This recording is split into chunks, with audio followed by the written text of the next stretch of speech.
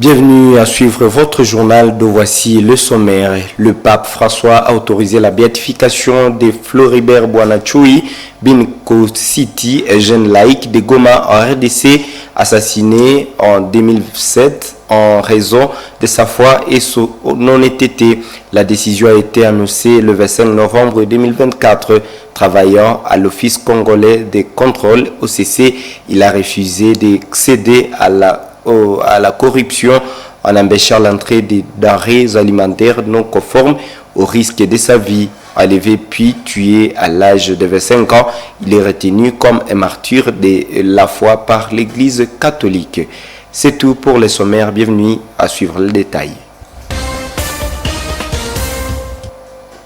Le pape François a autorisé la béatification des laïcs du nom de Floribert Boanachui Binko City de Goma en RDC le lundi 25 novembre. Ce fidèle laïc a été tué à Goma en haine de la foi. Sa béatification est aussi motivée par le témoignage de Monseigneur Faustin Gabou, évêque de Goma, qui reconnaît que Floribert Boanachui est mort à raison de son honnêteté. Suivez ces reportages. L'autorisation de béatification de Floribert Boanachui est intervenue dans la promulgation des décrets du pape lors de l'audience accordée au préfet du dicaster des causes de saints, le cardinal Marcelo Semeraro. Floribert Boanachui est né le 13 juin 1981 à Goma et assassiné en 2007 dans la même ville. Durant ses années d'études, Boanachui a rejoint la communauté de Segidio. Il a aidé comme bénévole et s'occupait des enfants de la rue. Selon l'article de Vatican News, ce jeune chrétien catholique âgé de 25 ans a été enlevé puis tué dans la nuit du 7 au 8 juillet 2007 pour n'avoir pas cédé à la corruption lors de son travail à l'Office congolais de contrôle OCC. Dans l'exécution de sa mission, Floribert Boanachui est confronté à plusieurs problèmes, notamment d'autoriser l'entrée en RDC des denrées alimentaires venant du Rwanda et qui n'avaient pas obtenu l'autorisation nécessaire pour leur commercialisation. Selon les témoignages, Boanachui a préféré mourir en refusant la nourriture qui aurait pu empoisonner un grand nombre de personnes. La division du transport et du commerce du Nord Kivu s'investit à faire le suivi des conditions de transport sur le lac Kivu. Ce mardi 26 novembre, le chef de division du Transcom en province a effectué une descente d'inspection au port de Kituku pour faire le suivi sur la mise en œuvre des mesures du ministère des tutelles instituées à la suite du naufrage des bateaux MV Merdi le mois dernier qui avait coulé avec plusieurs passagers et leurs biens. Trouvez les détails de ces reportages réalisés par la presse du gouvernorat. Les chefs des divisions provinciales des transports et voies de communication Nord Kivu, Patrick Emouindo Banyanga, était en visite au port de Kituku ce mardi 26 novembre 2024. Il a effectué cette descente pour plusieurs objectifs, notamment faire respecter la mesure du port obligatoire des gilets de sauvetage, l'hygiène et l'assainissement, la lutte contre les tracasseries et organiser l'évaluation des travaux communautaires au marché de Kituku. Le chef de division a déclaré vouloir suivre la vision du vice-premier ministre des Transports et Voies de Communication Jean-Pierre Bemba et les gouverneurs de la province du Nord Kivu pour améliorer les conditions de vie des voyageurs sur les eaux du lac Kivu. Je demandais à toutes les associations de manutentionnaires de procéder à la propreté du quai d'accostage à Kituku.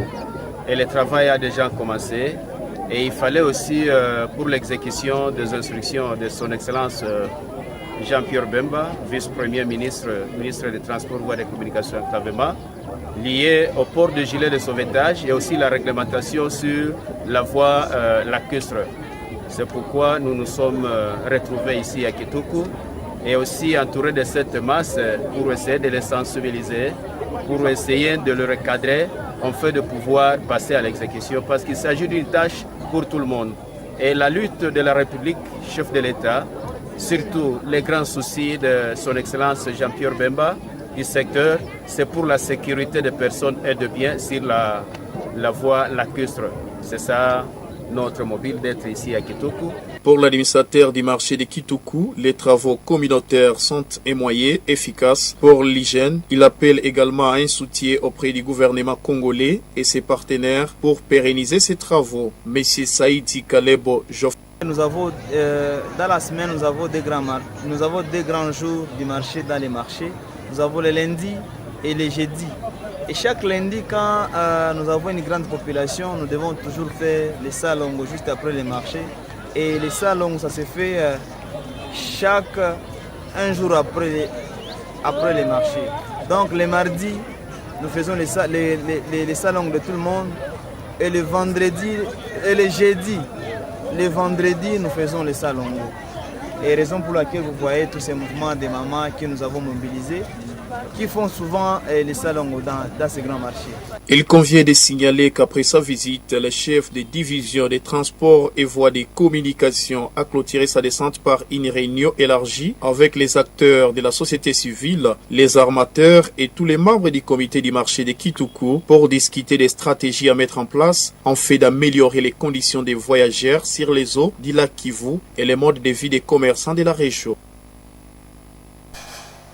La campagne provinciale des 16 jours d'activisme contre les violences basées sur les genres a été officiellement lancée le lundi 25 novembre à Goma.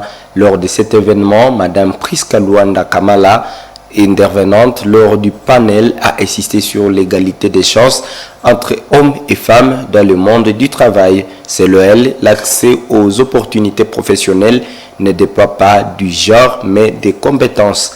Elle encourage ici les femmes à développer leurs compétences et à saisir les opportunités. Nelly Mungeshali nous propose ses propos. C'est toutes les femmes qui trouvent des barrières pour accéder aux opportunités. Et je veux qu'on analyse la question dans le sens du genre. Parce que dans les genres, il y a l'homme et la femme. Si un homme peut accéder à une opportunité, ça veut dire qu'il faut que ça soit sur base des compétences. Je ne vois même pas des barrières qui peuvent se poser. En fait, si nous voulons travailler sur quelques barrières qui sont constatées dans la communauté, c'est pour que ça ne puisse plus exister. Quand il y a l'offre, il y a beaucoup plus d'hommes qui vont postuler, alors que c'est ouvert à tout le monde. D'ailleurs, il y a une phrase, je ne sais pas où est-ce qu'on avait pris cette obligation, quand on dit les candidatures féminines sont encouragées. Ça m'étonne. C'est pour dire que c'est comme si on est en train de nous réveiller. Normalement, la femme doit aussi aller chercher du travail comme l'homme. Et là, je vois la question de la coutume, parce qu'il y a ces coutumes-là où on n'accepte pas que les femmes puissent travailler. Alors, c'est toutes ces barrières-là que nous devons arriver à briser, surtout par rapport à la coutume, parce que les opportunités sont ouvertes à tout le monde. Le vice-premier ministre en charge des transports, voies des communications et des englavements a officiellement lancé lundi 25 novembre l'opération de délivrance des permis de conduire biométriques en République démocratique du Congo. Cette opération pleine d'innovation vise à améliorer la sécurité routière, réduire les accidents de circulation et promouvoir le respect du code de la route. Des détails avec Gérard Mourefou. Selon le ministre, l'obtention du permis sera désormais conditionnée à la réussite d'examens théoriques et pratiques rigoureux. Cette mesure devrait contribuer à limiter les accidents liés aux erreurs de conduite d'origine humaine. Le projet introduit plusieurs avancées significatives, notamment la numérisation totale du processus pour garantir la transparence, éviter les fraudes et assurer une gestion fiable et centralisée. Garantir la conformité aux normes internationales pour faciliter la reconnaissance des permis à l'étranger et la mobilité des citoyens congolais. Renforcer de la sécurité grâce à des dispositifs biométriques anti-contrefaçon. Assurer la formation de qualité en collaboration avec des auto-écoles et institutions spécialisées. Le centre d'examen nécessaires pour la mise en œuvre de ces nouveaux processus sont à cours d'implantation à travers les pays avec l'appui de la société Autojuste SARL, adjudicateur du projet.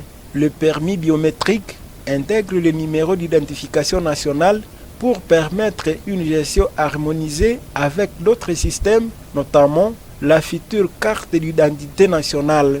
Le ministre a précisé que des équipements de contrôle comme les lecteurs de cartes APIS et des torches infrarouges et des torches infrarouges seront fournis aux autorités pour garantir la transparence. La délivrance des permis de conduire avait été suspendue en septembre 2017 dans l'attente de la mise en place de systèmes véritablement biométriques. Ce lancement marque une étape clé pour moderniser le secteur de transport en RDC et répondre aux enjeux de mobilité et de sécurité. Une délégation du programme de démobilisation PDDRCS, conduite par son coordonnateur national à l'intérim, a été reçue en audience lundi 26 novembre par le gouverneur de la province du Nord Kivu. Cette délégation est venue présenter à l'autorité provinciale son plan opérationnel, question de lui mettre au courant des opérations qui vont se réaliser dans son entité. Occasion pour cette autorité d'appeler les personnes concernées par ce programme de s'impliquer chacun à son niveau pour ramener la paix en province. Suivez Paluku Kapuku Boaboa William, coordonnateur national à l'intérim du PDDRCS, dans ses propos recueillis par Daniel Ingouzi de la presse du gouvernorat. Nous avons commencé au Sud Kivu à installer le comité technique provincial. C'est un comité qui va faciliter un cadre des échanges d'informations avec les partenaires pour que nous puissions tous travailler d'une façon cohérente, ordonnée et afin de réaliser les projets qui vont amener et la sécurité et la reconstruction socio-économique. C'est pourquoi, en quittant Bukavu, nous sommes passés par ici et nous allons revenir pour installer les mêmes comités ici au Nord Kivu ainsi dans d'autres provinces. Le gouverneur est très heureux. Comme vous le savez, il y a une étroite collaboration entre l'autorité provinciale et le PDDRCS. Et le gouverneur, il est avec nous, il nous soutient. Et puis, nous attendons seulement de lui comment la date pour commencer organiser ces comités techniques provinciaux. Les messages que je peux ajouter, j'appelle à tous les partenaires, je fais un appel à tous les partenaires nationaux aussi de nous venir en aide. J'appelle les communautés de s'approprier de ce programme, puisque c'est un programme communautaire, comme vous le savez, qui se fait dans la communauté, avec la communauté, par la communauté aussi. Donc j'appelle aussi aux groupes armés et de rejoindre le PDDRCS et pour que nous puissions amener la paix à l'est du pays et sur toute l'étendue de la République.